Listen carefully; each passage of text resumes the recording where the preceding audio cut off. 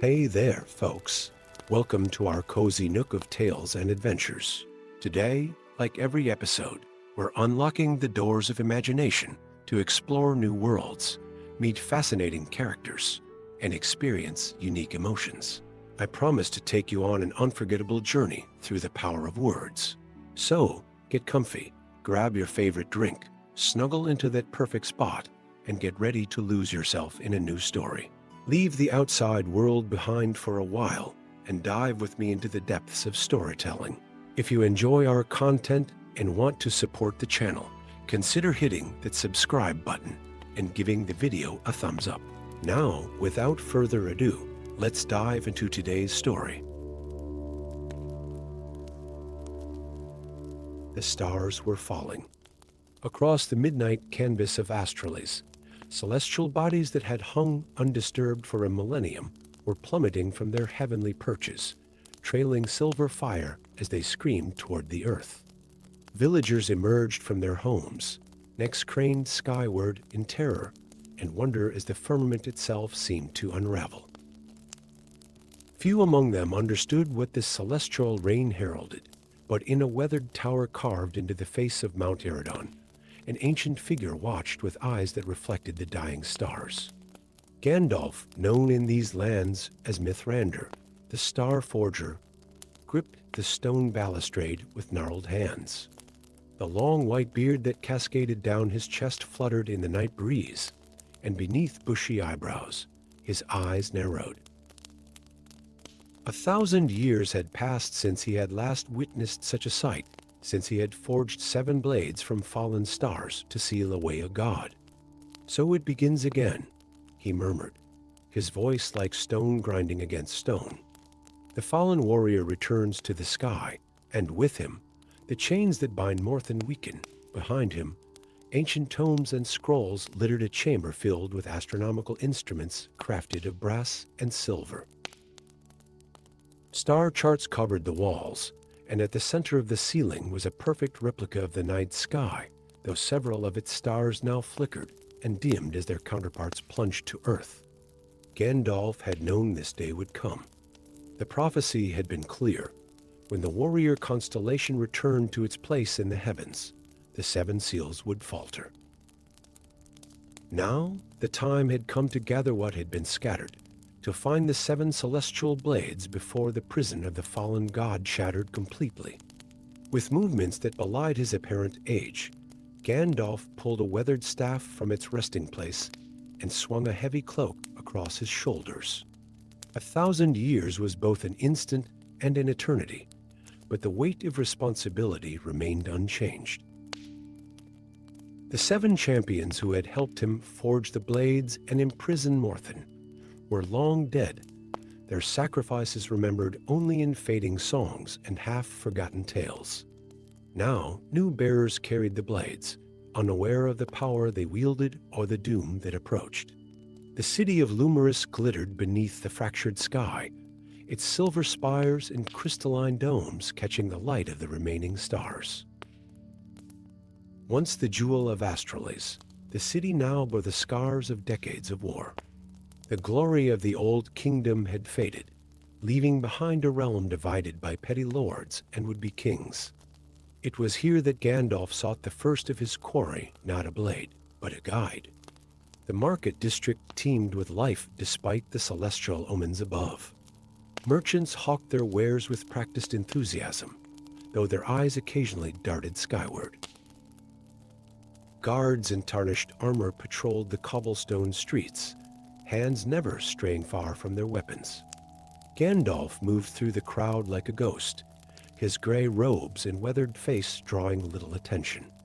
His eyes, however, missed nothing, especially not the nimble fingers of a young woman who moved from stall to stall, relieving unsuspecting merchants of their coin and patrons of their purses. He watched her work with practiced precision until she ducked into a narrow alley. With a subtle gesture of his staff, Gandalf diverted a patrol of guards away from the alley entrance before following her into the shadows. "Your skills have improved, Elara," he said quietly. The young woman spun, a dagger flashing in her hand. She was perhaps 20, with sharp features and eyes the color of burnished gold. A scar traced a path from her right temple to her jaw, a reminder of some past violence. "How do you know my name, old man?" she demanded, the blade unwavering. Instead of answering, Gandalf extended his hand, palm up. "May I see the pendant you wear beneath your shirt? The one that burns against your skin when danger approaches."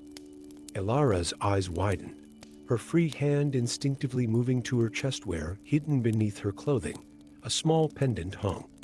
"It wasn't always a pendant," Gandalf continued. "Once, it was something else entirely. Something you found as a child in the ruins of the Temple of Dawn. Who are you?" she whispered, the dagger lowering slightly. "Someone who knows what you carry, and what hunts you because of it." He took a step closer. "The cult of the Black Star has already claimed 2 of the 7. I will not allow them to take a 3rd. The mention of the cult caused Elara to pale. For years, she had been haunted by hooded figures with star-shaped brands on their palms. They had slaughtered her family when she was 12, searching for something she had supposedly stolen, though she had never understood what. "The pendant," she began. "Is not a pendant at all," Gandalf replied. "It is the hilt of the Dawn Blade, the most powerful of the 7 celestial swords, compressed and disguised by its own magic to protect its bearer." He gestured upward, toward the falling stars. "And now it awakens, as do all the blades, because their purpose calls once more. The journey from Lumerus took them north, toward the ancient forest of Eldergrove, where legends claimed the trees remembered the first days of creation." Elara had reluctantly agreed to accompany Gandalf, her skepticism warring with curiosity and a desire to understand the pendant that had been her constant companion for half her life. "You still haven't properly explained why these cultists hunt me," she said as they made camp on the 3rd night. The forest loomed ahead, its massive trees visible even from a distance. Gandalf stared into the dancing flames of their small fire. 1,000 years ago, the god Morthen sought to reshape the world in his image. 6 of his divine brethren fought against him, but his power was too great. The wizard's eyes grew distant with memory. "I was younger then, though still ancient by your reckoning. It was I who devised a method to imprison him, to forge 7 blades from fallen stars, each empowered by the sacrifice of a champion willing to bind their soul to the weapon, and one of these champions carried my blade?" Elara asked. "Eliana, the Dawnbringer," Gandalf nodded. "She was perhaps the bravest of them all." When the final battle came, and Morthen was weakened, it was her blade that delivered the final strike, binding him in his prison beneath the Mountain of Whispers. The fire crackled between them as Gandalf continued. "The cult of the Black Star worships Morthen. They believe his imprisonment was unjust, that he sought not to destroy the world, but to save it from a greater threat." A bitter smile crossed his weathered face. "They are not entirely wrong." Before Elara could question this cryptic statement, a sound from the darkness silenced them both. With a fluid motion that belied his apparent age, Gandalf was on his feet, staff raised defensively. "We are not alone," he murmured. From the shadows emerged a dozen hooded figures, each bearing torches and curved swords. At their center stood a tall man in ornate armor, his face concealed by a helm shaped like a raven's head. "Prince Ravius," Gandalf said, his voice hardening. "I wondered when you would show yourself." The armored figure removed his helm, revealing sharp features and eyes as black as obsidian. A silver circlet rested upon his brow, marking him as royalty. "Mithrandir the Star Forger," Ravius replied, his voice cultured and cold. "The legends did not exaggerate your longevity. How fortunate that I need not search for you separately." From the Dawn Blade, with a gesture from Gandalf, the campfire flared suddenly, its flames leaping 20 feet into the air. The cultists stepped back in alarm, but Ravius remained unmoved. "Your theatrics impress only the weak-minded old man," the prince said. "I have already claimed the blades of twilight and midnight. Surrender the girl and her weapon, and I may permit you to live long enough to witness Morthen's return." Elara felt a sudden burning against her chest as the pendant began to glow beneath her shirt. Power surged through her veins, unfamiliar yet somehow known, as if awakening from a long-forgotten dream. "The blade chooses its bearer, Ravius," Gandalf replied calmly, as it chose Ileana before her. "You may steal the physical forms of the other blades, but without willing bearers, you wield empty vessels," Ravius smiled thinly. "Then we shall take this one by force and convince her to be willing." As the cultists advanced, Elara pulled the pendant from beneath her shirt. The small star-shaped amulet pulsed with golden light, growing warmer in her palm. Instinctively, she held it aloft, and the world seemed to hold its breath. "Awaken," Gandalf whispered, his voice carrying to her ears alone. "Remember what you once were, Blade of the Dawn." The pendant shattered in a burst of golden light, elongating and transforming in Elara's hand. Where once there had been a simple amulet, she now gripped the hilt of a magnificent sword. Its blade seemed forged of solid sunlight, radiating warmth and power that cascaded through her entire being. As the cultists charged forward, Elara moved with newfound grace, the blade singing through the air. Each strike left trails of golden fire, and the attackers fell back before her unexpected prowess. Gandalf, meanwhile, stood tall, his staff pulsing with blue-white energy. With precise gestures, he summoned gusts of wind that bowled over cultists and blinding flashes of light that disoriented those still standing. Ravius alone pressed forward, drawing twin blades that pulsed with dark energies the stolen celestial swords. As they clashed with Elara's dawn blade, the air itself seemed to shudder. "You feel it, don't you?" Ravius hissed as their weapons locked. "The power, the purpose. Do you even know what you're fighting for, girl?" "What lies they've told you." Before she could respond, Gandalf's voice boomed across the clearing. "Enough." A concussive wave of force erupted from the wizard's staff, sending cultists and prince alike tumbling backward. Taking advantage of the confusion, Gandalf seized Elara's arm. "We must reach the forest," he urged. "There is more at stake than you know." As they fled toward the looming shadows of Eldergrove, Elara glanced back to see Ravius regaining his feet, his face contorted with rage. The stolen blades in his hands pulsed with malevolent energy, responding to his fury. The 7 celestial blades were awakening, their power returning as the stars continued to fall. And with each passing moment, the prison of Morthen, the fallen god, weakened further. The race to gather the remaining blades had begun, as had Elara's journey to understand the true nature of the conflict that had shaped the destiny of Astralis for a millennium. For in the depths of Eldergrove waited answers that would challenge everything she thought she knew about gods and mortals, about good and evil, and about the wizard who had forged 7 stars into weapons of destiny. And Gandalf, the Star Forger, walked with the weight of 1,000 years of secrets upon his shoulders, knowing that this time, victory might demand a price even he was unwilling to pay. Story 2. The sky fractured like stained glass above the spire of eternity. Reality itself trembled as veins of golden light spread across the twilight heavens, revealing glimpses of other worlds beyond the cracks' shadowy cities, where impossible towers stretched toward crimson skies, verdant forests where trees bore crystalline fruits, oceans where the waves flowed upward toward unfamiliar constellations. Within the ancient spire, perched upon the precipice between worlds at the edge of the ageless wastes, Gandalf stood before a massive loom that occupied the entirety of his observatory chamber. His weathered hands hovered over threads that glimmered with their own inner light, threads spun not from wool or silk, but from the very essence of reality itself. Destiny made tangible.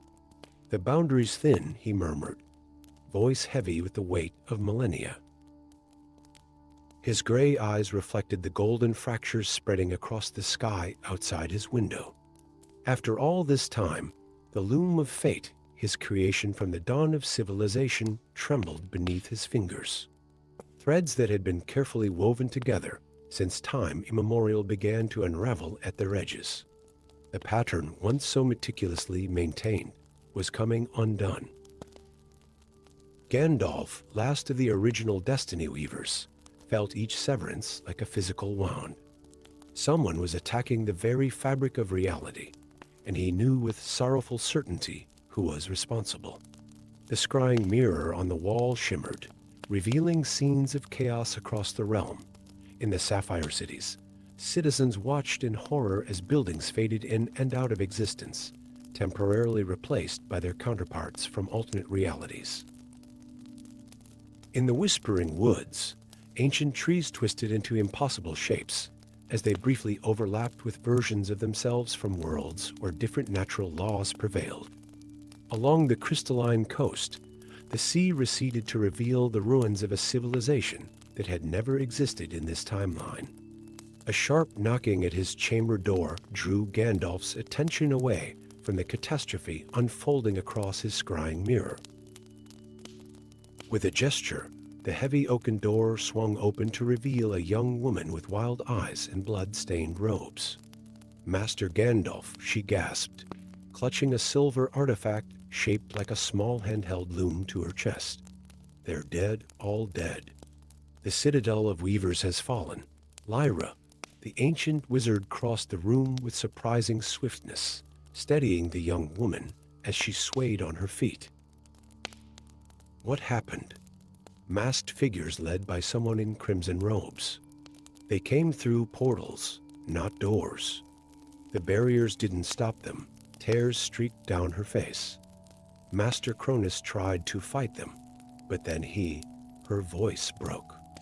He joined them. He gave them access to the inner sanctum. Gandalf's expression darkened. Cronus, his most gifted pupil, the one he had personally trained for centuries to eventually succeed him. The betrayal stung more deeply than he would have expected, even after all these eons. "And the Master Loom?" he asked, though he already suspected the answer from the fractures spreading across the sky. "Destroyed." Master Cronus himself took an obsidian blade to the central threads. Lyra held up the small silver artifact she clutched. "I only managed to save the tear of time. Master Aeolus gave it to me before her voice faltered again. Gandalf took the small loom-shaped artifact from her trembling hands, feeling the immense power contained within its delicate silver threads. The tear of time, a fragment of the master loom, capable of repairing small tears in the fabric of reality. In the right hands, it might be enough to undo what had been done, or at least prevent further damage. "You've shown great courage, Lyra," he said softly. "But I fear this is only the beginning." As if summoned by his words, a thunderous crash echoed from below as the very foundations of the spire shook. The obsidian door that had stood sealed for millennia at the base of the tower had been breached. "The Reaper of Realities," Gandalf whispered. "Cronus has sent his hunter." They fled through the hidden passages of the spire, emerging onto the windswept plateau of the ageless wastes. Above them, the fractured sky continued to splinter, each crack revealing glimpses of alternate realities pressing against their own. "Where are we going?" Lyra asked, struggling to keep pace with the surprisingly spry old wizard. "To find the one person who might help us understand what Cronus truly intends," Gandalf replied, his staff leaving luminous footprints in the dust as they moved. "A former weaver who foresaw this day long ago. There are no former weavers, Lyra protested. The oath is binding until death. Gandalf's eyes crinkled with the ghost of a smile. There is one. He found a loophole, as he was always prone to do. Their path led them to the edge of the wastes, where reality itself seemed too thin, like stretched fabric. With a gesture from his staff, Gandalf revealed a hidden doorway in the empty air, a perfect arch filled with swirling mist. The crossroads between, he explained. From here, we can access places that exist in the shared spaces of multiple realities. As they stepped through the arch, the barren landscape of the wastes dissolved around them, replaced by an impossible tavern constructed of mismatched architectural styles from a dozen different worlds. Its windows looked out upon different landscapes, a bustling metropolis through one, a primeval jungle through another, a desolate moonscape through a third.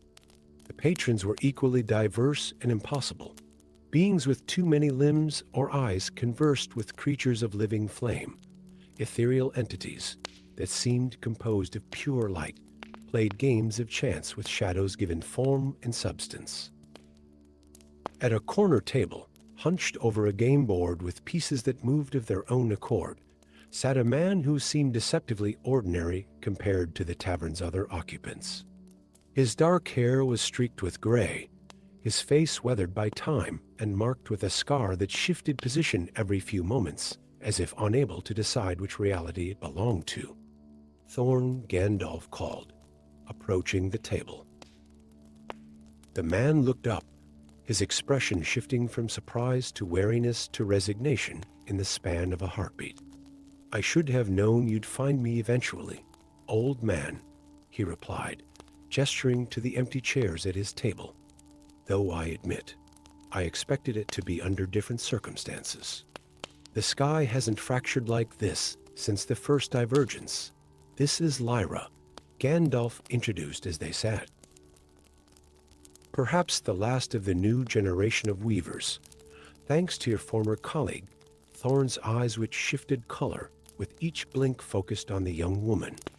Cronus finally did it then. I warned you centuries ago that his talk of necessary renewal wasn't mere philosophy. What does he want? Lyra asked.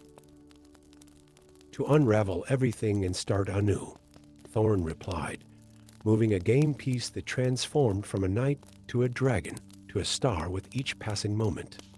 He believes the multiverse is fundamentally flawed, that suffering exists because reality itself was improperly woven from the beginning, and you left because you agreed with him, Gandalf said.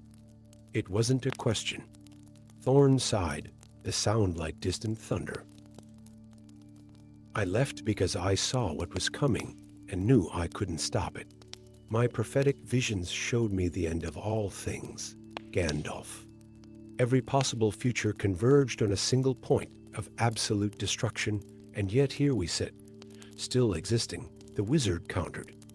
For now, Thorn's gaze drifted to a window that showed a landscape where mountains floated in the sky above an upside-down ocean. But the threads unravel more with each passing moment. Cronus believes that by destroying the pattern completely, he can reweave it without the flaws that cause suffering. Can he succeed? Lyra asked, her voice small. Thorn and Gandalf exchanged a long look. Possibly, Gandalf admitted reluctantly. The Master Loom was created to maintain the pattern, not destroy it. We never imagined one of our own would turn against our purpose so completely. What about this? Lyra withdrew the tear of time from her robes. Thorn's eyes widened at the sight of the silver mini-loom. The tear. With that, we might be able to reinforce critical junctures in the pattern, not enough to stop the unraveling completely, but perhaps enough to reach Cronus before everything dissolves. A commotion at the tavern's entrance drew their attention. The diverse patrons scattered as a figure encased in armor that seemed to be composed of dozens of partial reflections stepped through the door, as if the armor was simultaneously existing in multiple realities at once. The Reaper, Gandalf hissed, rising to his feet. His staff blazed with blue-white light. "Cronus's hunter has found us already. There's another exit," Thorn said quickly, overturning the game board. Where it had stood, a trapdoor appeared in the floor. "It leads to the Nexus of Worlds. From there, we can reach the Citadel of Dawn where the pattern is strongest." As they fled through the trapdoor, the Reaper of Realities turned its featureless mask in their direction. Though it had no visible eyes, Gandalf felt its gaze lock onto the tear of time in Lyra's hands. The hunter had found its prey.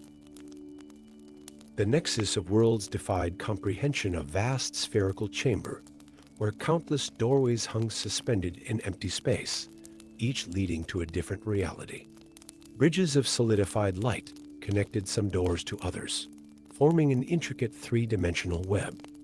"This way," Thorn called, leaping confidently onto one of the light bridges. The Citadel of Dawn exists at a fixed point across multiple realities.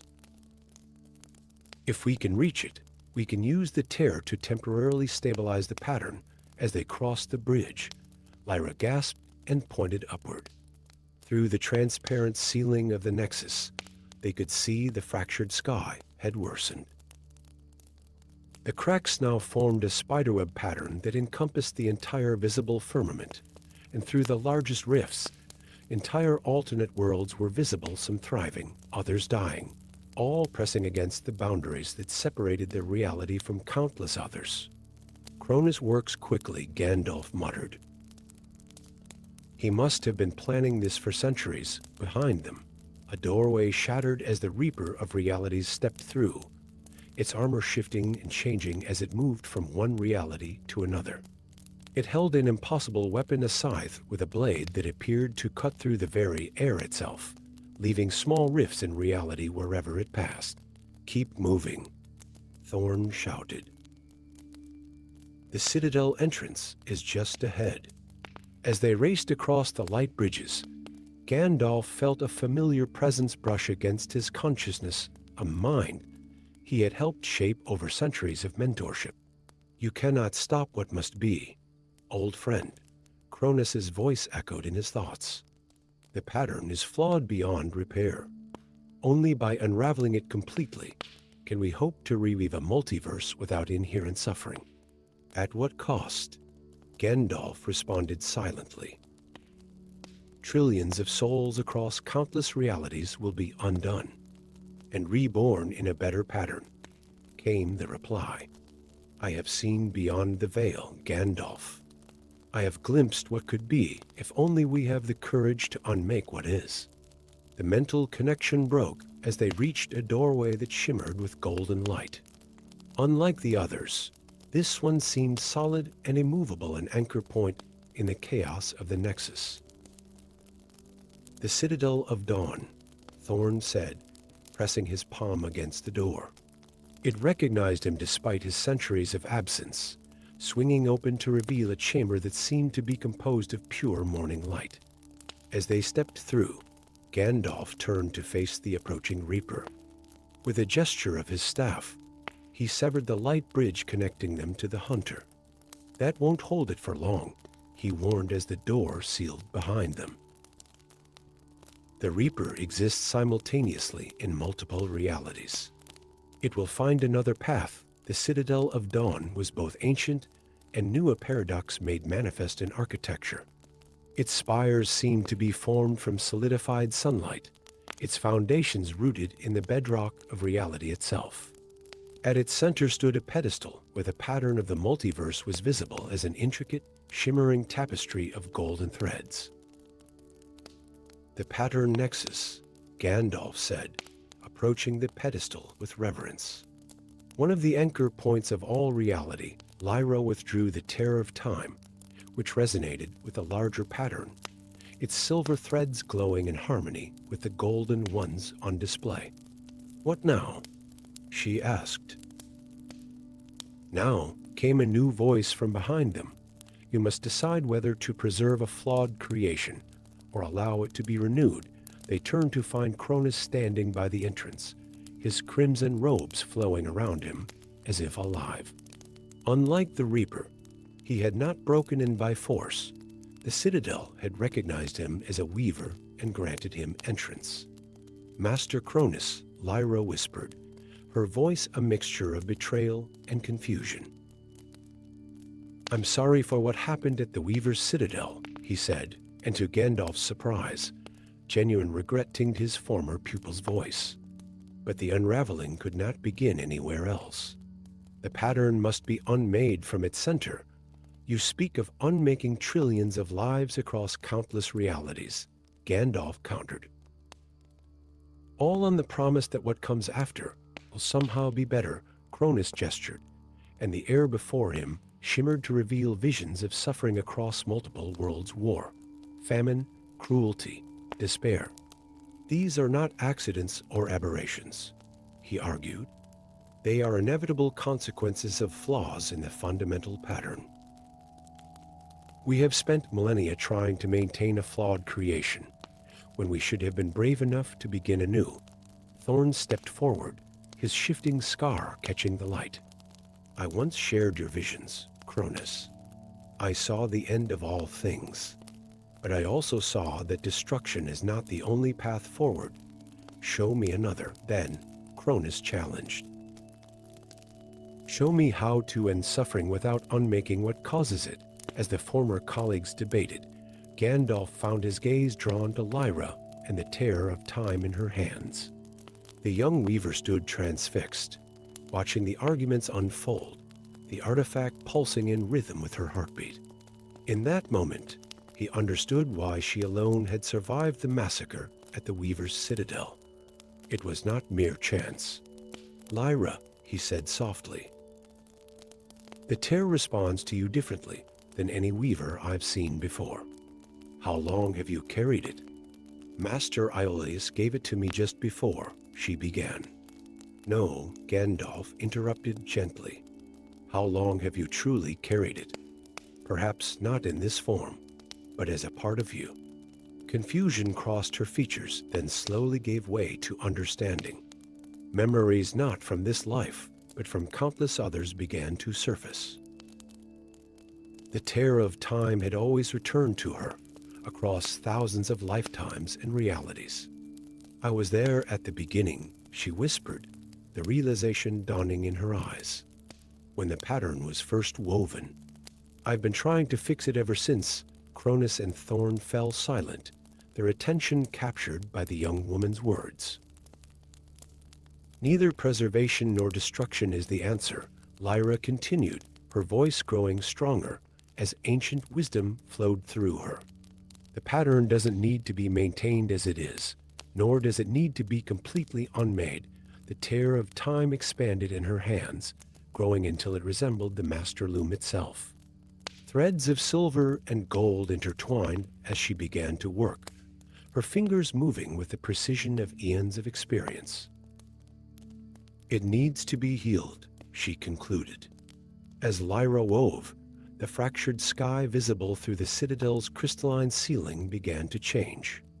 The cracks remained, but instead of revealing chaotic glimpses of other realities, they now formed an intricate new pattern, a stronger one, that embraced the multiverse's diversity rather than merely separating it. Gandalf watched in awe as his creation, the pattern he had helped establish at the dawn of time, transformed into something both familiar and entirely new. Not destroyed, not merely preserved, but evolved. "The third way," Thorn murmured. "The path I glimpsed but never fully understood." Cronus stood motionless, his face a mask of conflicting emotions. Can it truly work? Can flaws be healed without unmaking what contains them? "We shall see," Gandalf replied, placing a hand on his former student's shoulder. "But I believe in beginnings that don't require endings, outside the Citadel of Dawn, across countless realities." The inhabitants of the multiverse looked up at skies that had been fractured, but were now being rewoven into something more magnificent, a pattern that acknowledged their suffering, but offered hope of transcendence. And in the heart of the Citadel, 4 weavers of destiny, the oldest, the fallen, the disillusioned, and the reborn watched as possibility itself was transformed by hands both ancient and new.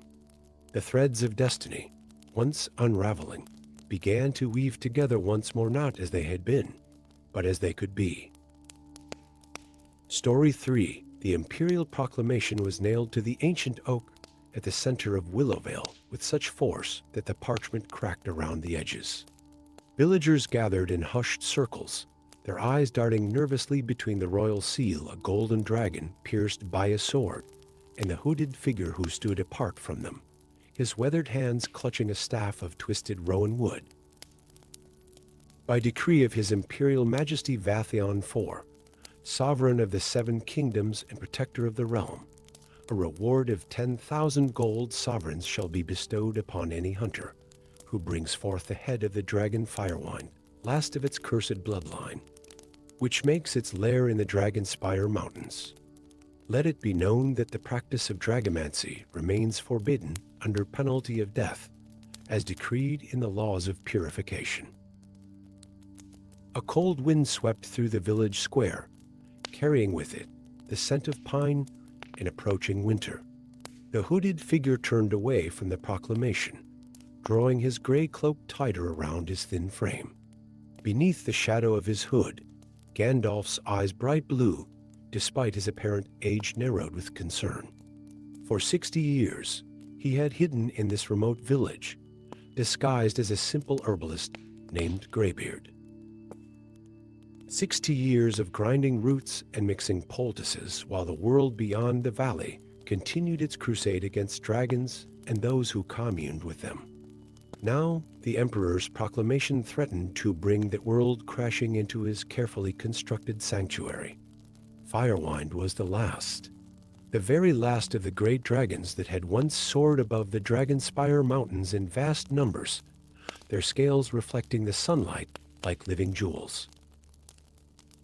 And Gandalf was the last dragomancer, the last human who could speak their ancient tongue and form the sacred bonds that had once made dragons and humans allies rather than enemies. Back in his small cottage at the edge of the village, Gandalf closed the door and whispered a word in a language no human had spoken aloud in decades. The shutters closed themselves, and a fire sprang to life in the hearth without flint or tinder. He removed his hood, revealing a face lined with age, but possessing a vigor that belied his apparent years. His silver beard reached halfway down his chest, carefully trimmed to maintain his unassuming disguise. "So it has come to this," he murmured, approaching a small chest buried beneath dried herbs and ancient tomes. The lock had no keyhole opening, instead to another whispered word in the dragon tongue. Inside, nestled on velvet that had once been crimson, but had faded to the color of dried blood, lay a scale the size of his palm, iridescent black shot through with veins of gold. Firewind's mother had given it to him when he had helped her hide her egg, the last dragon egg from the Emperor's hunters. The scale held a fragment of her life force, allowing Gandalf to feel her presence until the hunters had finally cornered her in the Mistral Valley. He had felt her death like a physical blow, a severing that had nearly broken his resolve to remain hidden. Now he caressed the scale with a gentle finger, finding it warm to the touch despite the decades that had passed. Through it, he could sense Firewind no longer the vulnerable hatchling he had helped conceal, but a majestic creature of terrible power and ancient wisdom, the last of his kind. And he was in danger. The Dragonspire Mountains loomed against the horizon like the teeth of some primordial beast, their snow-capped peaks piercing the clouds. Gandalf had traveled for 2 weeks, avoiding the main roads where Imperial patrols sought dragon hunters and dragomancers alike. His staff, no longer just a walking stick, but revealed as an instrument of power, guided him along hidden paths that had not been walked in generations. As he crossed the threshold of the ancient forest that skirted the mountain's base, Gandalf felt a shift in the air, a thickening of magic that raised the hairs on his arms. The petrified forest was not merely named for its fossilized trees. It was a place where time itself had slowed to a near standstill. Trees that appeared to be made of stone were simply caught between one moment and the next, their growth imperceptible to mortal eyes. Who treads upon the path of timelessness? The voice seemed to come from the forest itself, neither male nor female, but ancient beyond reckoning. Gandalf planted his staff firmly before him, its crystal head glowing with soft blue light. I am called Gandalf, last of the Dragomancers. I seek passage to the high peaks. From between two massive petrified oaks stepped a figure that seemed at first like a young woman with copper-colored hair. But as she approached, Gandalf noted the pointed ears and the eyes that were entirely green, without whites or pupils, the unmistakable features of the forest elves who had withdrawn from human lands centuries ago. "Dragomancer," she repeated, her voice melodic but tinged with suspicion. "Your kind were hunted to extinction. The imperial decree cannot erase what I am," Gandalf finished for her. "Just as it cannot erase what you are. Daughter of the ancient wood," she circled him slowly, her movements fluid as water. "I am Nissa, warden of the eastern groves. What business does the last Dragomancer have in these mountains?" "The time of dragons has passed from this world." "Not entirely," Gandalf replied. "Not yet. Firewind lives, the last of his kind. And Emperor Vathion seeks his head." Something flashed in Nissa's emerald eyes, recognition, perhaps even fear. "The Emperor does not seek merely a trophy, old one. He seeks the heart of the last dragon. For reasons darker than you know." Gandalf's grip tightened on his staff. "Then you know of Vathion's true nature? We of the forest have watched the Imperial line for generations. The corruption began with Vathion the First, who slew a dragon in single combat and bathed in its blood, thinking to gain its power. Nissa's face hardened with disgust. Instead, he began a slow transformation, one that has progressed through his line for 5 generations. The Emperor is becoming a dragon, Gandalf said, giving voice to the suspicion that had haunted him for years. That is why he hunts them so relentlessly. He fears what he is becoming, yet desires the power it would bring. Worse, Nissa replied. The transformation is incomplete, stunted. By consuming the heart of a mature dragon, the last dragon, he believes he can complete the metamorphosis. Control it. Gandalf's mind raced with the implications. Vathion transformed into a dragon, but retaining his human intellect and ambitions, would be unstoppable. The 7 kingdoms would fall before him, followed by the elven forests and the dwarven strongholds beneath the mountains. I must reach Firewind, he said, resolve hardening his voice. I must warn him. Nissa's expression remained guarded, but something like respect flickered across her ageless features. The path through the petrified forest is treacherous for those who do not know its ways. I will guide you, Dragomancer. Not for your sake, but for the balance that must be maintained. The cavern that served as Firewind's lair was not at the mountain's peak, as legend would have it, but nestled in a hidden valley accessible only through a narrow pass defended by vicious crosswinds.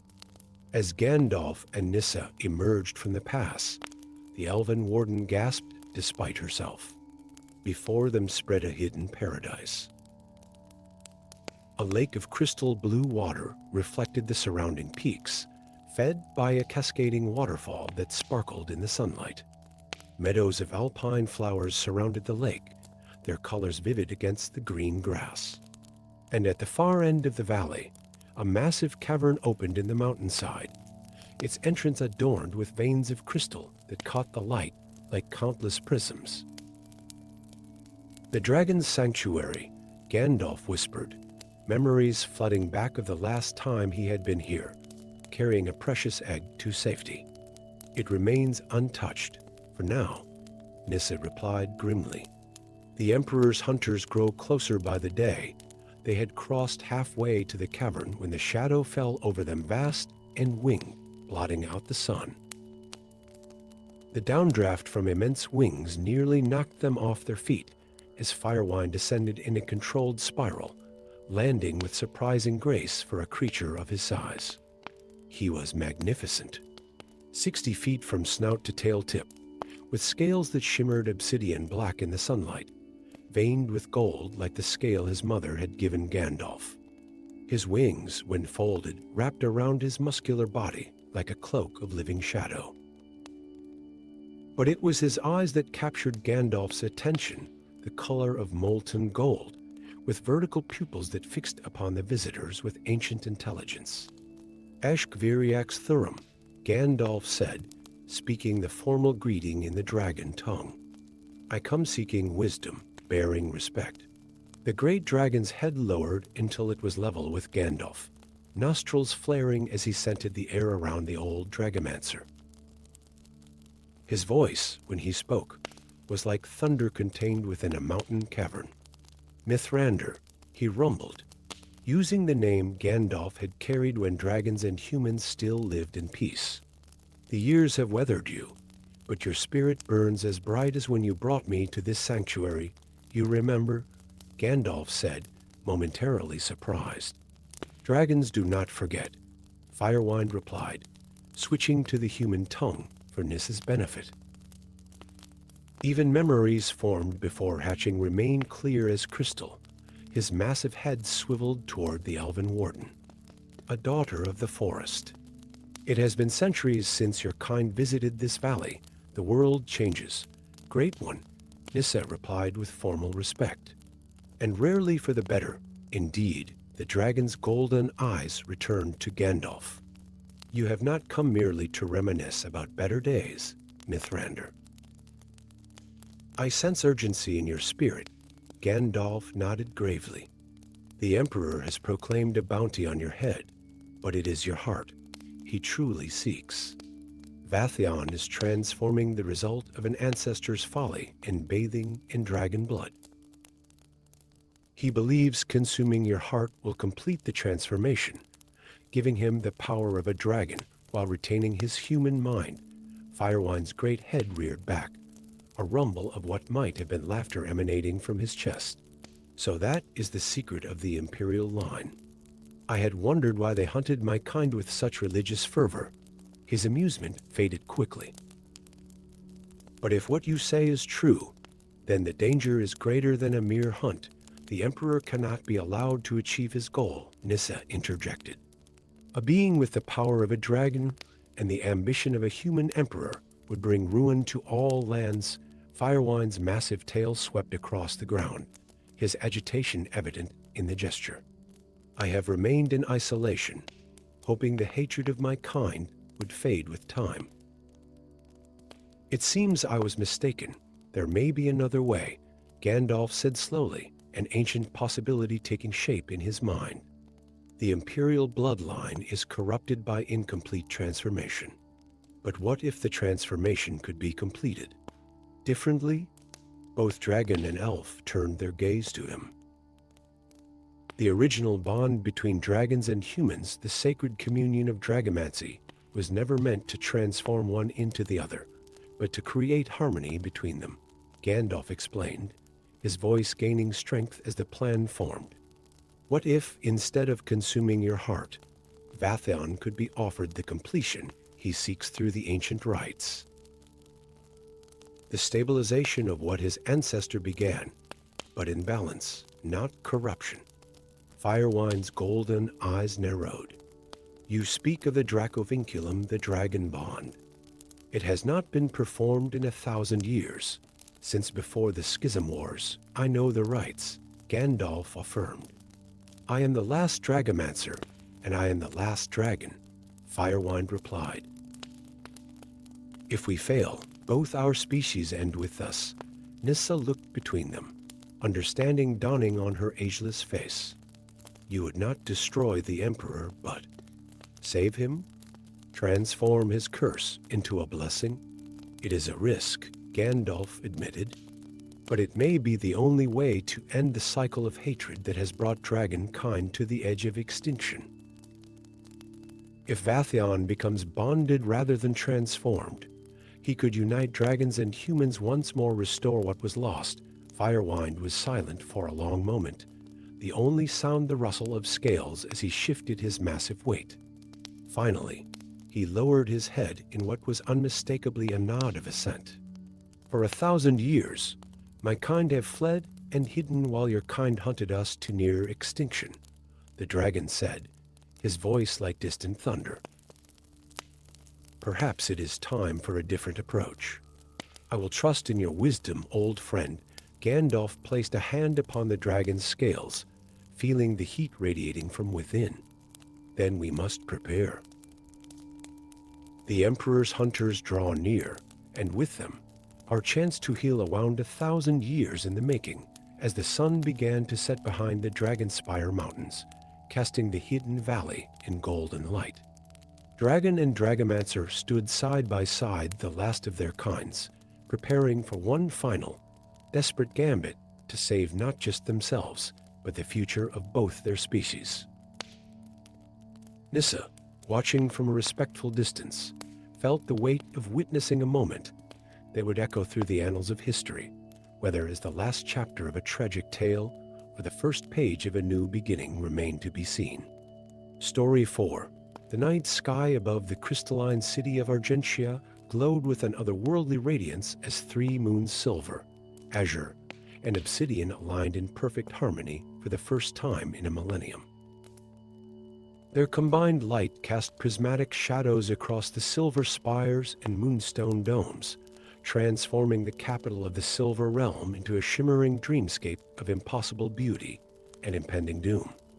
In the highest chamber of the Alabaster Tower, Princess Seraphina stood transfixed before the vast arched window, her silver hair illuminated by the convergence of lunar light. Her delicate fingers traced the ancient prophecy etched into the glass. When 3 become one in the vault of night, the veil shall thin, the crown shall ignite. What was separated shall merge once more, and the sleeping one shall wake to restore. It has begun, she whispered, watching as spectral ribbons of light stretched between the 3 celestial bodies, weaving a luminous bridge across the heavens. The door to her chamber burst open without ceremony, revealing a tall figure in travel-worn gray robes, his silver beard flowing down his chest, deep-set eyes reflecting the tricolor moonlight with an intensity that belied his apparent age. Gandalf, Seraphina breathed, relief washing over her features. You've returned. After all this time, the Stargazer Observatory registered the alignment 3 days ago. The wizard replied, striding into the room with the vigor of a man half his years. I have traveled without rest since then, through ways not walked by mortal feet in centuries. He joined her at the window, his weathered hand resting on the carved moonstone sill as he gazed upward. The tri-lunar convergence. I had hoped not to witness it in this age. The crown of 3 moons has been stolen from the sacred catacombs, Seraphina said, her voice barely above a whisper. The royal sages believe it happened during the last changing of the guard. Father has ordered a kingdom-wide search, but it is already too late for such measures. Gandalf interrupted, his eyes never leaving the celestial display. The crown was not meant to be found during the convergence. Its power, dormant for a millennium, awakens with the alignment. As if responding to his words, a tremor ran through the crystalline city below. In the distance, the silver waters of Luna Bay began to glow with an eerie luminescence, rippling outward in concentric circles as if disturbed by something rising from the depths. I was forced to flee Luminar City 2 days ago. Gandalf continued. The Azure Court has accused me of conspiring with the thief. They claim only a Starstrider like myself could have bypassed the ancient wards. Seraphina's eyes widened. Surely they don't believe. Lord Oberon has poisoned the Azure Queen's mind against me. Gandalf replied grimly. Against all who might recognize his true nature and purpose. Before she could respond, the chamber door crashed open once more. This time, a contingent of royal guards in silver plate armor flooded into the room, their moonstone-tipped spears leveled at Gandalf's chest. By decree of King Argentus IV, the wizard known as Gandalf, Peregrino of Stars, is to be detained on suspicion of treason and theft of the sacred crown of 3 moons, announced the captain of the guard, his voice echoing with dreadful finality. Seraphina stepped between the guards and Gandalf. This is absurd. Gandalf has been a loyal advisor to the Silver Court for generations. He helped forge the crown itself, which makes his betrayal all the more heinous, Your Highness, came a silken voice from the doorway. Lord Oberon glided into the chamber with serpentine grace, his robes the deep blue of the azure court flowing around him like liquid shadow. The moonstone pendant at his throat pulsed with a rhythmic light that matched the tremors now running through the castle foundations. Secure the wizard, Oberon commanded. The convergence reaches its apex in mere hours, and we cannot risk further interference. As the guards advanced, Gandalf's staff struck the marble floor with a resounding crack. A dome of silvery light expanded outward, freezing the guards in mid-stride. Seraphina, he said urgently, you must come with me now. The fate of all 3 realms depends on it. She goes nowhere, Oberon snarled, tendrils of blue energy coiling around his arms as he prepared a counterspell. Gandalf's response was swift and decisive. With a fluid gesture, he cast a handful of crystalline dust into the air. It exploded in a blinding flash of multicolored light, momentarily illuminating the true form lurking beneath Oberon's human facade, something ancient and malevolent, with too many limbs and eyes that reflected no light. In the confusion, Gandalf seized Seraphina's hand, pulling her toward a section of wall that shimmered and dissolved at his touch, revealing a hidden passage carved into the very heart of the alabaster tower. Run, he commanded, pushing her ahead as Oberon's furious howl echoed behind them. The labyrinthine streets of Argentia's lower city provided temporary sanctuary as Gandalf led Seraphina through passages and alleyways known only to those who had watched the city grow from its foundations millennia ago. The 3 moons continued their inexorable convergence overhead, their combined light now strong enough to cast shadows as sharp as noonday sun. Where are we going? Seraphina demanded, her court slippers already torn and soiled from their flight. To find the one person who might help us recover the crown before the convergence is complete, Gandalf replied, guiding her toward the notorious district known as the Shadow Market. They ducked into a tavern called the Tarnished Chalice, its weathered exterior belying the surprisingly clean and ordered interior. The patrons, a mix of merchants, mercenaries, and individuals whose professions were better left unquestioned, fell silent as the princess and wizard entered. At a corner table, partially concealed by shadow, despite the brilliant moonlight streaming through the windows, sat a lean figure clad in charcoal gray leathers. A hood obscured most of his features, but a sardonic smile was visible beneath its edge. The legendary Peregrino of Stars graces my humble table, the figure remarked, his voice carrying a musical quality that contrasted with his rough appearance. And with a royal companion, no less. To what do I owe the honor? Or should I prepare for accusations? We haven't time for games, Raven, Gandalf replied, sliding onto the bench opposite the hooded man. The crown of 3 moons has been stolen, I've heard, Raven replied, pushing back his hood to reveal angular features, jet black hair, and eyes that shifted color like oil on water, a trait of those born during previous convergences. Half the Silver Court believes I took it. The other half is too busy preparing for the festival to care. Did you? Seraphina asked bluntly. Raven's shifting eyes fixed on her with amusement. Your Highness honors me with her directness. No, I did not steal your precious crown, though I admit the challenge would have been stimulating. Lord Oberon took it, Gandalf interjected. Or rather, the entity that wears Oberon's form like a glove. Raven's expression sharpened with genuine surprise. The Azure Queen's most trusted advisor? That's a bold claim even for you, old man.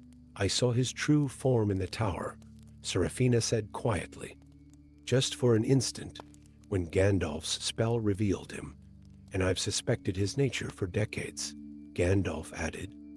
Oberon is a vessel for something far older than any of the three realms, a servant of the entity imprisoned beneath Lunaria when the moons were first separated. Raven leaned back, calculating. The sleeping one from the old legends. The being that the first moon mages banished by splitting the original moon into three. His shifting eyes narrowed. If that's true, then the convergence is not merely an astronomical event, Gandalf confirmed. It's the first stage of a ritual. When the three moons perfectly align, the crown of three moons will resonate with their combined power. If worn by one with royal blood during that moment, it can be used to either strengthen the boundaries between the realms or dissolve them completely, Seraphina paled. And Oberon intends to use it to free his master, precisely why we need your help. Raven, Gandalf said.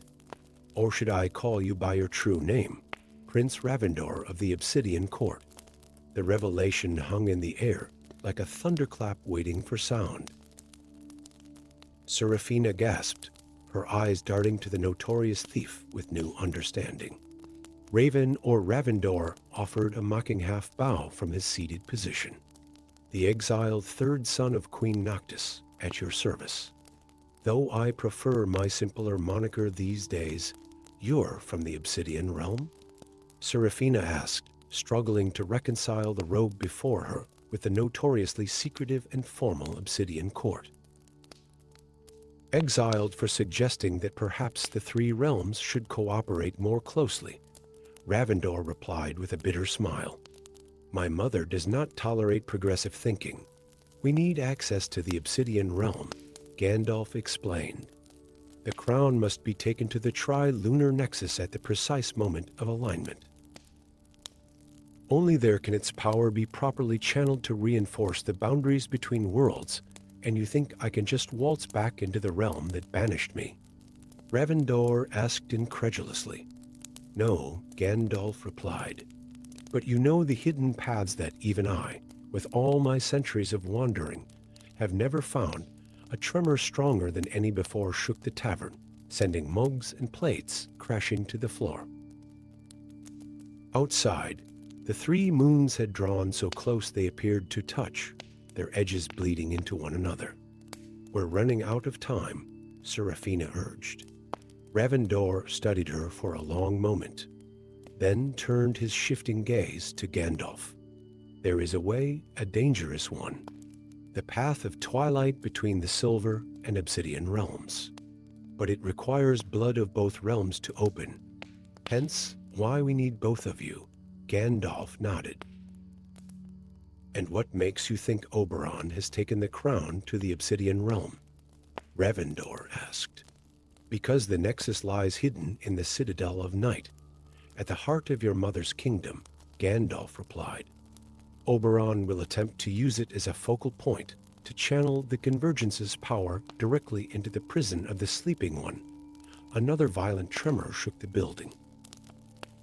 Through the windows, they could see the citizens of Argentia pointing skyward in awe and terror as the three moons merged into one massive celestial body, its surface a swirling maelstrom of silver, blue, and black. Well then, Ravendor said, rising to his feet with fluid grace and offering his arm to Seraphina with unexpected courtly manners, shall we save the three realms, your highness? The path of twilight lived up to its ominous name, a shimmering tunnel of neither light nor darkness that twisted between dimensions, revealing glimpses of shadowy landscapes and crystalline cities that existed adjacent to the reality they knew. Seraphina clung to Ravendor's arm, her silver blood mingled with his obsidian ichor, still drying on the ritual blade they had used to open the path. Gandalf led the way, his staff illuminating the path forward with unwavering light that seemed to both define and constrain the shifting tunnel around them. The veil between realms grows dangerously thin, he called back to them, his voice echoing strangely in the dimensionless space. We must hurry. When they finally emerged, it was onto a landscape that stole Seraphina's breath. The obsidian realm stretched before them, a majestic vista of dark crystalline formations that captured and reflected the now unified moon's light in hypnotic patterns. Forests of crystallized trees glittered beneath the overwhelming moonlight, their translucent leaves tinkling like wind chimes with every breeze. At the center of it all rose the Citadel of Night, a towering fortress carved from a single massive obsidian crystal, its facets channeling moonlight into focused beams that intersected at its peak, directly beneath the unified moon. The Nexus Chamber will be at the highest point, Gandalf said, his eyes fixed on the convergence of light. And by the intensity of those beams, Oberon has already begun the ritual. The Citadel will be heavily guarded, Ravendor warned. My mother's umbral knights can see in perfect darkness and move without sound. Then we shall not attempt stealth, Gandalf decided, his eyes gleaming with sudden determination. Sometimes the boldest approach is the least expected. With surprising strength, the wizard raised his staff high, sending a column of pure white light shooting upward to intersect with the moonbeams. The signal could be seen for miles across the crystalline landscape. Are you mad? Ravendor hissed. You've announced our presence to the entire realm. Precisely, Gandalf replied calmly. And forced Queen Noctis to make a choice: investigate the unknown magical disturbance, or allow Oberon to complete a ritual that threatens her sovereignty. As if in answer, they watched as squadrons of knights mounted on great night ravens departed from the Citadel's lower levels, sweeping toward their position. And now we run, Gandalf said with unexpected vigor, dashing toward the momentarily undermanned Citadel with surprising speed for his apparent age. The Nexus Chamber atop the Citadel was a perfect sphere carved from obsidian crystal, its interior surface etched with constellations and lunar charts of incredible detail and precision. At its center, upon a raised dais, Lord Oberon stood with arms outstretched, the crown of 3 moons hovering before him in a column of swirling energies. The crown itself was a masterpiece of ancient craftsmanship, 3 interwoven circlets of silver, azure crystal, and obsidian, each embedded with moonstones tuned to their respective celestial bodies.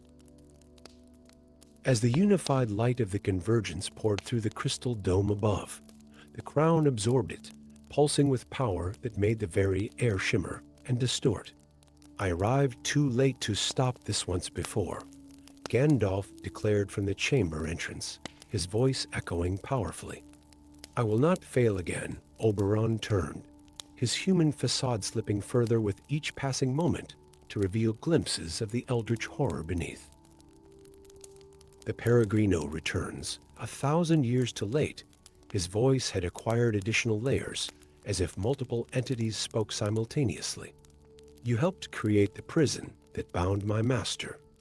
How fitting that you should witness its unlocking. The separation of the realms was necessary, Gandalf countered, advancing slowly, his staff leveled at Oberon. The power of unified Lunaria was never meant to be controlled by a single entity, yet here you are, with the blood of 2 realms. Oberon's distorted face twisted into a mockery of a smile as he gestured toward Seraphina and Ravendor, the Silver Princess and the Obsidian Prince. Add your azure blood, Starstrider, and you could command the power yourself. We've come to restore the crown to its proper purpose, Seraphina declared, stepping forward with regal bearing despite her torn gown and exhausted state. "Your blood carries the key," Oberon hissed. "Royal blood of the silver line descended from those who first imprisoned my master.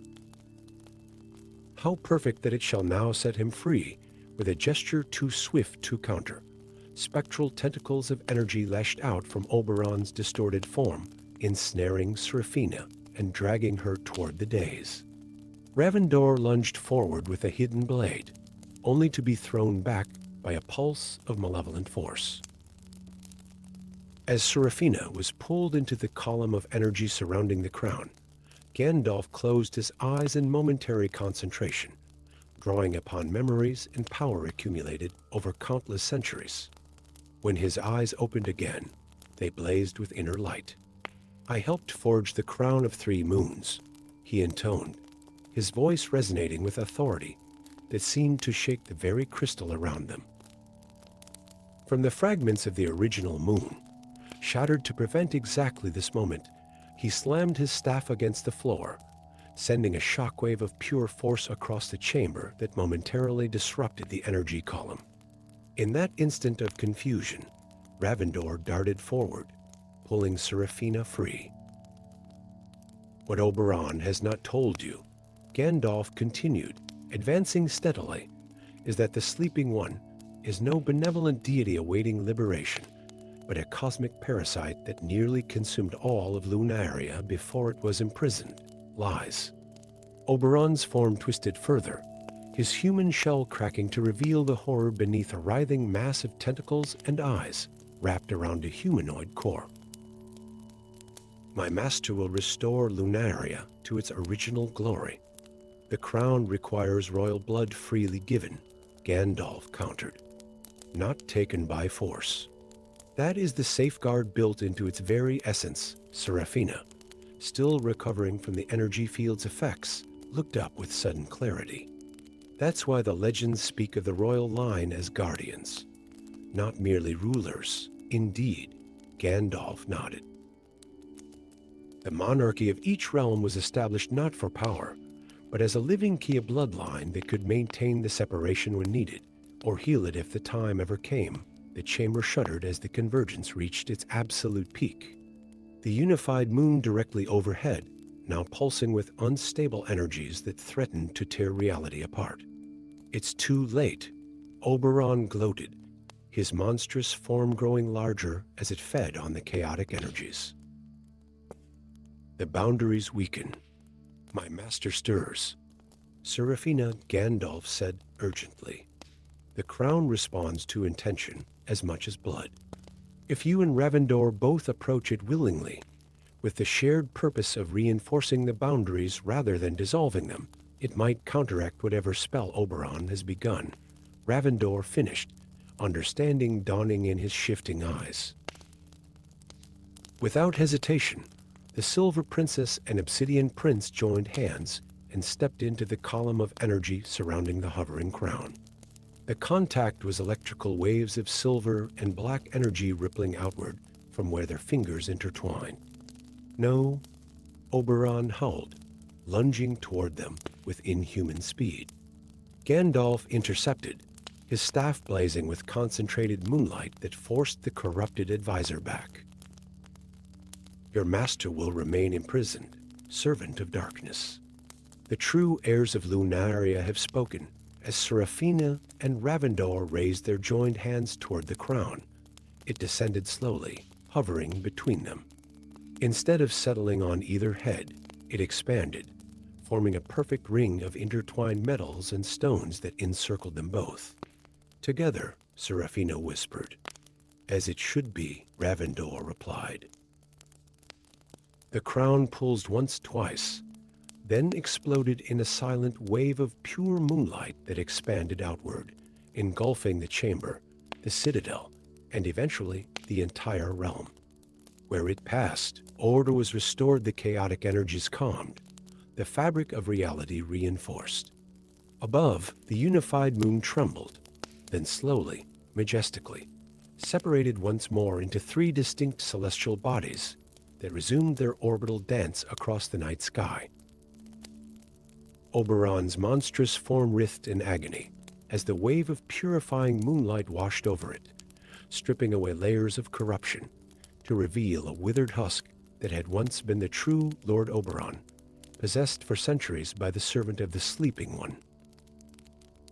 As the light faded to a gentle glow, Gandalf approached the dais where Seraphina and Ravendor stood, the crown once again solid and resting between them on a pedestal of pure crystal that had formed from the energy convergence. "The balance is restored," Gandalf said softly. Though perhaps in a way none of us expected, Seraphina looked to Ravendor, seeing him clearly for the first time not as the rogue thief or exiled prince, but as her counterpart, the balance to her own nature. The Silver and Obsidian realms, working in harmony with the Azure realm as mediator, came a new voice as the chamber doors opened to admit Queen Celestine of the Azure Court, resplendent in robes the color of the morning sky. My stargazers observed the convergence and sent word of disturbances in the boundary magics. It seems I arrived just in time to witness history being made anew. Gandalf bowed deeply to the Azure Queen. The ancient separation served its purpose for a millennium, but perhaps the time has come for a new arrangement, not complete unification, which would risk awakening what lies beneath, but cooperation between the three realms, a triumvirate Queen Celestine mused, approaching the days. With the crown as symbol of our shared guardianship, as dawn broke across the Obsidian realm for the first time in 1,000 years, the separation of the moons allowing true sunlight to reach its crystalline forests, Gandalf watched the three rulers begin tentative negotiations for a new age. The wizard known as the Peregrino of Stars smiled faintly, knowing that while this chapter had closed, the story of Lunaria and its three moons, like all great tales, would continue to unfold in ways even he could not foresee. For such was the nature of the most powerful magic of all, the endless possibility of what might yet be. Story 5. The first page began to burn at precisely midnight. No ordinary flame this was, but a peculiar azure fire that consumed only select words, leaving the rest of the parchment untouched. In the vast labyrinthine halls of the Library of Destinies, where time flowed differently and reality bent upon itself like pages of an ancient tome, the burning of a single word was enough to alter the course of history. And not just any book had caught fire, but the tome belonging to the High Queen of the Eastern Realms, whose decisions would shape the fate of thousands. Gandalf felt it immediately, a disturbance in the weave of destinies, a tremor in the grand tapestry of existence. The ancient wizard had been climbing the snow-capped peaks of the Sentinels, communing with the stars and winds when the call reached him. Not a sound, not a message, but a quivering in the very fabric of magic that bound the world together. After centuries as the library's secret guardian, he recognized the sensation instantly. Something catastrophic had befallen his cherished repository of fates. The Library of Destinies stood hidden between dimensions, a colossal structure of impossible architecture nestled in the misty valleys of Mithravine, where reality thinned like gossamer silk. From the outside, it appeared as ruins of an ancient temple, forgotten by time. But those with eyes to see truly see would behold its splendor. Towers of opalescent stone spiraling upward beyond mortal sight, windows that gazed into other worlds, and doors that opened to different eras. It was here that every life story was recorded, past and future both, in endless rows of leather-bound volumes, whose pages shifted and rewrote themselves as choices were made and unmade across the world. Gandalf arrived with the morning mist, his weathered blue robes billowing around his tall frame, silver hair cascading over his shoulders, and his ancient eyes reflecting centuries of wisdom and sorrow. He spoke words older than mountains, and the hidden pathway revealed itself, a grand archway materializing from seemingly solid rock, inscribed with runes that pulsed with inner light. The moment he crossed the threshold, The smell of burning parchment assaulted his senses. Not the comforting aroma of hearth fires that usually perfumed the endless halls, but the acrid scent of something fundamentally wrong, of destiny itself being charred and reshaped against its will. Master Lorien? Gandalf called into the silence, seeking the bibliothecary prime, who had served as caretaker for 3 centuries. Only echoes answered his summons. The grand reading room lay before him, a cathedral-like chamber where crystalline chandeliers floated without support, casting rainbow light across marble floors inlaid with maps of worlds both existing and forgotten. But something was amiss. The usual gentle hum of magic had been replaced by a discordant whisper, like thousands of pages turning simultaneously in a rising wind. Near the center pedestal, where the most crucial volumes were kept for observation, Gandalf found him, Master Lorien, sprawled upon the floor, his ancient fingers still clutching a protective amulet. His eyes, once bright with knowledge, now stared sightlessly at the vaulted ceiling. Around him, dozens of books lay open, their pages flickering with that unnatural blue flame that consumed words but not paper. "Who has done this?" Gandalf whispered, kneeling beside his fallen friend. But he already suspected the answer. There were few with the power to breach the library's defenses, fewer still who understood its true purpose. He wouldn't listen to reason. The voice, soft and hesitant, came from behind a towering bookshelf. A young woman emerged, no more than 20 summers, with eyes the color of amber and hair like spun midnight. She clutched a book protectively against her chest, its cover unmarked by the strange fire. Elara. Gandalf recognized her immediately, the apprentice bibliothecary with a rare gift, able to read the books without altering their contents by the mere act of observation. "Tell me what happened here." "They came with the turning of the moon," she said, her voice steadying as she approached. "The conclave of the 3 moons. Their leader spoke of prevention, of necessary sacrifice. Master Lorien refused them access to the sovereign volumes. Her voice faltered. "They said they had already begun the Great Revision." Gandalf's heart grew cold. The conclave, a secretive order of mages who believed in actively shaping destiny rather than letting it unfold. He had encountered them centuries ago, had thought them disbanded after the calamity of the divided sky, when their last attempt at rewriting fate had torn a wound in reality itself. "Which volumes have they altered?" he asked, rising to his full height, his staff beginning to glow with inner light. "Many," Elara replied, reaching for a nearby book that smoldered with blue embers. "Kings, queens, mage lords, guild masters, anyone with power to shape the coming days.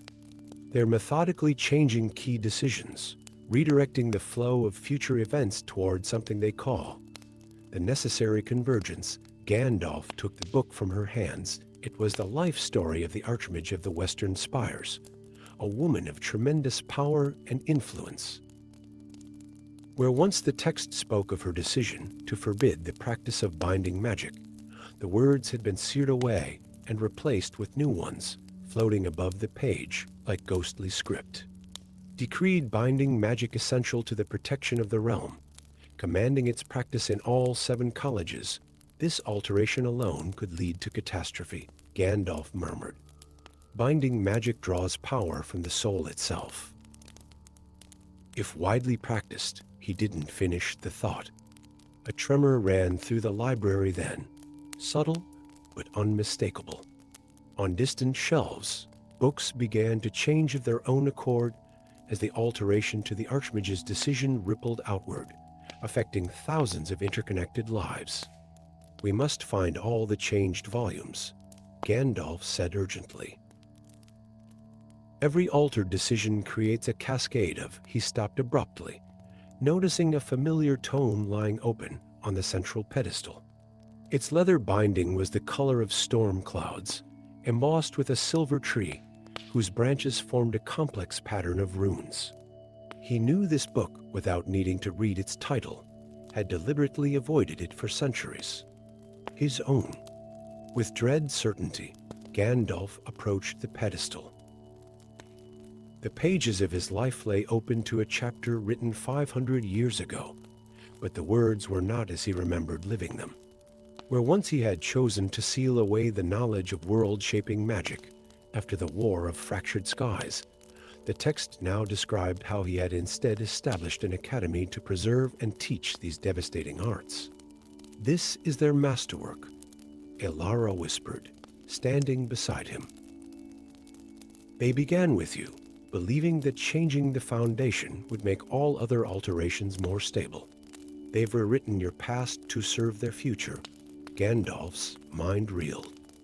If what she said was true, then he himself, or rather, the self he had been rewritten to be, was responsible for the very knowledge that now threatened the world. The comfortable certainty of his own history crumbled like ancient parchment in his hands. "There's more," Elara continued, turning the pages forward to the section describing his present and future. "They've altered your destiny in ways that have yet to unfold.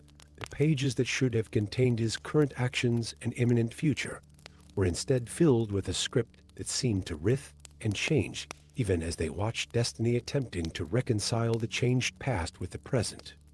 Reality, where Gandalf still opposed the very practices he had now supposedly championed. The books are trying to correct the contradiction," Elara explained. "Reality itself is becoming unstable. We've already seen manifestations, objects from futures that never were appearing in the world, people remembering lives they haven't lived. If we don't restore the proper flow of destiny," another, stronger tremor shook the library. In the distance, shelves toppled like dominoes, thousands of volumes crashing to the floor, their pages fluttering like panicked birds. "We need to find them," Gandalf said, his resolve hardening. "The conclave must be stopped before the revisions become permanent." "But how?" Elara asked. "The changes are already spreading. Reality is rewriting itself around us." Gandalf looked down at his own book, at the unfamiliar history that had been crafted for him. A terrible understanding dawned in his ancient eyes. "There is one way," he said softly. "If I accept the revisions to my own past, embody the changes they've written for me, I can follow the path to its conclusion. Find them where they believe I belong at their side, but you would become what they've written," Elara protested. "The architect of destruction, the very force you've spent centuries opposing." "Not entirely." Gandalf's eyes gleamed with the cunning that had outwitted dark lords and ancient evils. "The books record what has been and what will be, but they cannot capture the entirety of the soul. There is something in each of us that remains inviolate, beyond the reach of even the most powerful revision." He closed his book with a decisive gesture and turned to the young bibliothecary. "You must continue the search here. Find any unaltered volumes of the conclave members.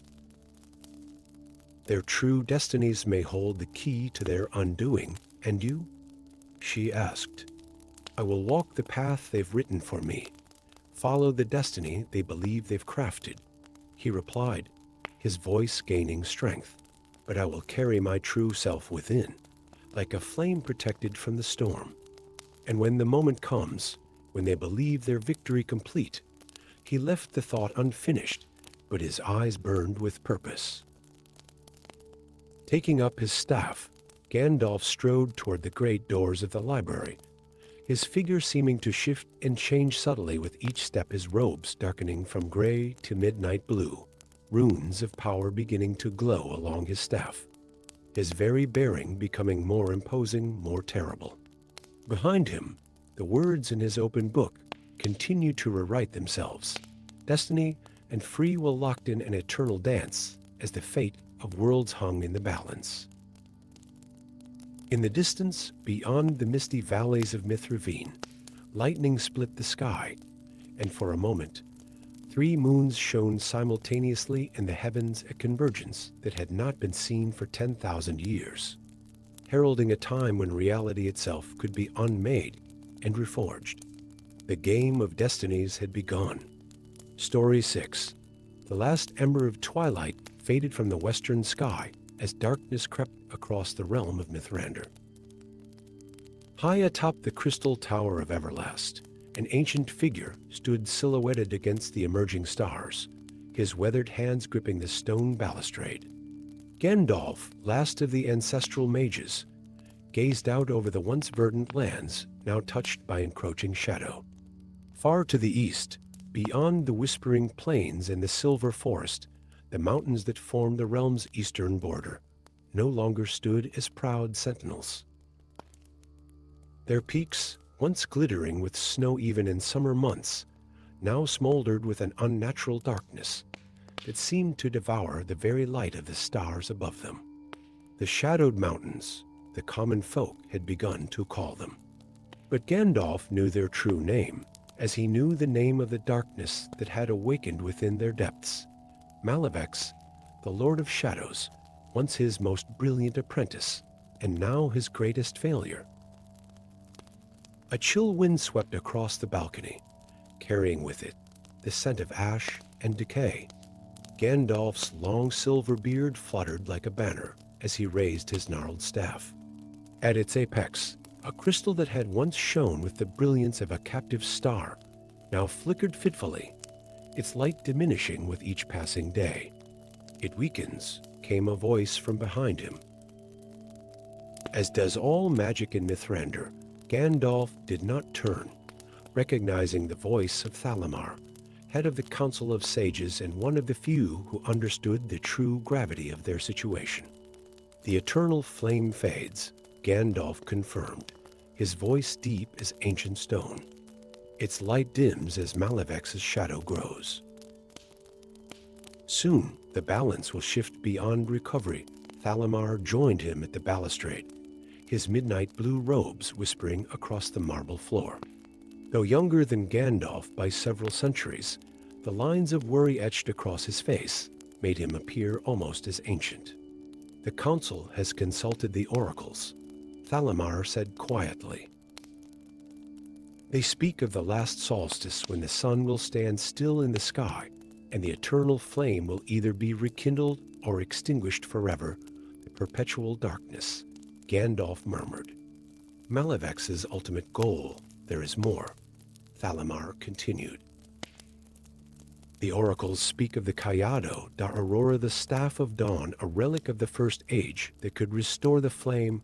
Gandalf's hand tightened around his own staff, memories surfacing from the depths of time.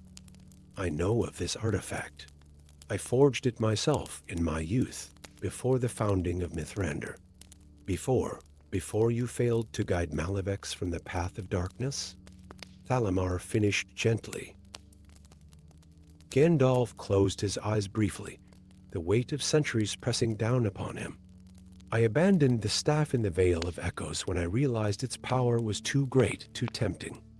It was that same temptation that later seduced Malevex. Then you must recover it," Thalamar urged. "The oracles are clear. Only the one who forged the staff can wield it to rekindle the flame." Gandalf's ancient eyes swept once more across the darkening landscape. "Even if I could find it after all these centuries, I cannot leave the Crystal Tower. The eternal flame requires my presence to maintain even its current diminished state. Then we must send another in your stead," Thalamar replied. "Someone who can navigate the dangers of the Vale, yet whom Malevex would not immediately sense as a threat. Such a person would need protection from the growing darkness," Gandalf mused. "And guidance to recognize the staff when they found it." Thalamar's expression grew solemn. "There is one who might serve. A hunter recently brought to the infirmary after an encounter in the Borderlands. She bears the mark of shadow touch, yet lives the first we have seen survive such contact." Gandalf's bushy eyebrows rose with interest. "Bring her to me." The hunter's infirmary occupied the eastern wing of the Crystal Tower's base, where healers tended to those brave enough to venture into the increasingly dangerous wilderness. Kyra lay restlessly upon a bed of healing herbs, her left arm wrapped in luminous bandages that emitted a soft blue glow. The shadow touch marked beneath a spiraling pattern of darkness that had spread from her wrist, halfway to her elbow pulsed with dull pain. Whispers from the healers reached her sensitive ears. Never seen anyone survive such extensive shadow touch. Must have remarkable resistance. Or perhaps something else entirely. Kyra turned her face away from their curious glances. She knew why she had survived when others had not, though she would rather die than reveal that secret. The dragon scale pendant hidden beneath her tunic grew warm against her skin, as if responding to her thoughts. The hushed conversations ceased abruptly as the infirmary doors swung open. Kyra's breath caught in her throat at the sight of two figures who entered, one in midnight blue robes she recognized as the head sage, and beside him, a tall figure whose very presence seemed to fill the room with ancient power. Gandalf, the guardian of the eternal flame. Even in the remote villages of the borderlands, children grew up hearing tales of the immortal mage who had helped found Mithrandir in the dawn of the current age. "Leave us," Thalamar commanded the healers, who bowed and quickly departed. Alone with the mages, Kyra straightened, instinctively reaching for her hunting knife before remembering it had been taken when she was brought to the tower. "We'll have no need of weapons here," Kyra of the Borderlands, Gandalf said, his voice surprisingly gentle despite its resonant depth. "Though your caution serves you well in these darkening times, how do you know my name?" she demanded. "I know many things," Gandalf replied, approaching her bedside. "I know you are the finest tracker in the eastern provinces. I know you have survived 3 expeditions into the Shadowlands when your companions did not. And I know that you harbor a secret that both threatens and protects you." His ancient eyes flicked momentarily to her chest, where the dragon scale pendant lay hidden. Kyra's hand moved instinctively to cover it. "What do you want from me?" she asked, her voice barely above a whisper. "Mithrandir stands upon the precipice of destruction," Gandalf replied. "The eternal flame that sustains all magic in our realm fades as the shadow of Malex grows. To rekindle it, I require an artifact I created long ago, the Staff of Dawn, which lies abandoned in the Vale of Echoes." The Vale. Kyra's eyes widened. No one returns from that place. It's said to be haunted by the ghosts of lost travelers, their voices echoing for eternity. The Vale has indeed claimed many, Thalamar acknowledged. But few possessed your unique resistances. Kyra's fingers unconsciously traced the shadow touch pattern on her arm. "Why would I risk my life for your quest? The borderland villages have their own problems without concerning ourselves with the magical politics of the inner realm, because the darkness that spreads from the shadowed mountains will not stop at the borderlands," Gandalf said gravely. "Because when the last solstice comes and the eternal flame is extinguished, all of Mithrandir will fall into a darkness from which it will never emerge. And because," he added with unexpected directness, "Malex hunts for you specifically, daughter of Shadow." The blood drained from Kyra's face at the use of that title. "How could you possibly know that Malex is your father?" Gandalf finished. "I knew your mother, Elindria. She was a healer of remarkable skill who tended to Malex before his corruption was complete. What happened between them, I cannot say, but she fled to the borderlands carrying more than just memories." Kyra's hand closed around the dragon scale pendant. "My mother told me never to reveal my parentage. She said it would mean my death. In most cases, she would be right," Gandalf agreed. "But it is precisely your heritage that allows you to resist the shadow touch. The darkness recognizes its own and does not consume you as it would others." This makes you uniquely suited to enter the Vale of Echoes, where shadows gather but cannot fully manifest. Thalamar stepped forward. The journey will be perilous, but if you succeed, you will save not only the inner realm, but the borderlands as well. The reward would be considerable. Kyra's eyes hardened. I don't want gold or titles. If I do this, I want protection for my village. Enchantments, barriers, whatever magic can be spared to keep the shadows at bay. You have my word, Gandalf promised. And something more immediate, from within his robes, he withdrew a slender dagger with a crystal blade that pulsed with inner light. This is the Fang of Dawn, forged from the same materials as the staff you seek. It will guide you to its counterpart and offer protection against the denizens of shadow. As Kyra's fingers closed around the hilt, warmth spread up her arm, momentarily causing the shadow touch marks to recede. For the first time since receiving the wand, the constant pain diminished. When do we leave? She asked, decision made. We? Gandalf's bushy eyebrows rose. I cannot leave the tower while the flame still burns. To do so would hasten its demise. Then who will guide me to this vale? Gandalf's weathered face creased in what might have been a smile. One who knows the path well, having walked it once before. Dawn painted the eastern sky with hesitant fingers of light as Kyra stood at the tower's main gate, provisioned for the journey ahead. The shadow touch on her arm had been bound with enchanted cloth that contained its spread, though nothing could fully remove the mark. The Fang of Dawn hung at her belt, its crystal blade sheathed, but still emanating a comforting warmth against her hip. Her usual hunting leathers had been supplemented with a cloak of shifting grays that seemed to capture and bend light around its wearer, a gift from the tower's artificers. A cloak of dusk, explained Thalamar, who had come to see her off.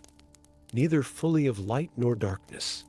It will help you pass unnoticed between worlds. Where is this guide Gandalf promised? Kyra asked, impatient to begin while the shadows were at their weakest. As if in answer, the sound of approaching hooves drew their attention to a rider approaching from the direction of the inner city.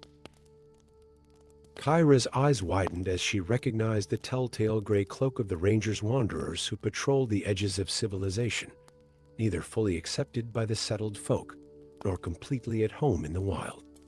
The rider dismounted with fluid grace, pulling back his hood to reveal sharp features framed by dark hair streaked with premature silver.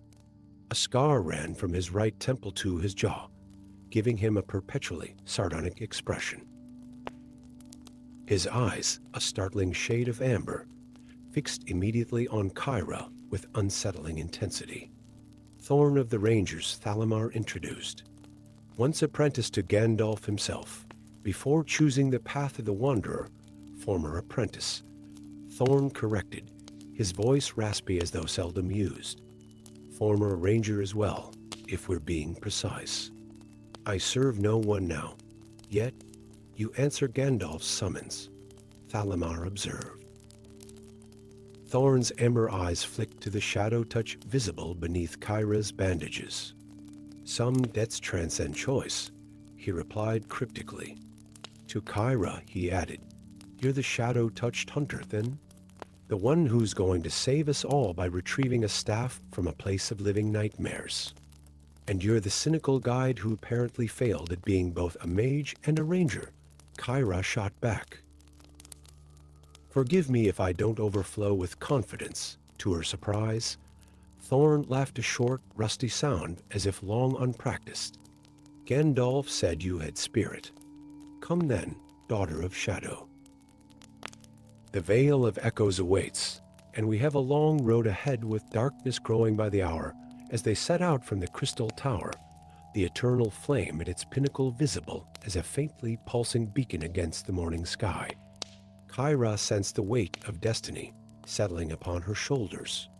Behind them, Gandalf watched from his balcony, his ancient eyes following their progress until they disappeared into the silver forest. The guardian of the eternal flame returned to his vigil as the light continued to fade, hour by hour, day by day. His hand rested upon the balustrade, fingers tracing patterns in the crystalline stone as he whispered words of power to maintain the flame's diminishing glow. In the distance, thunder rumbled from cloudless skies as darkness continued its inexorable advance from the shadowed mountains.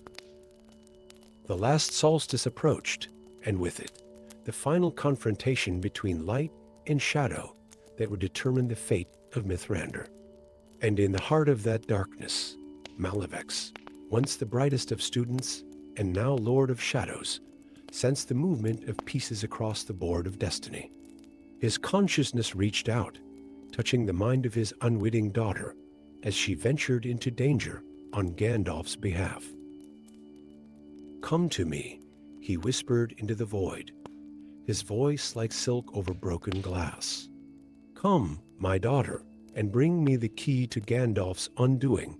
The echo of his laughter resonated through the shadow realm, a sound of terrible promise and ancient malevolence that caused even the bravest hearts to falter in the growing dark.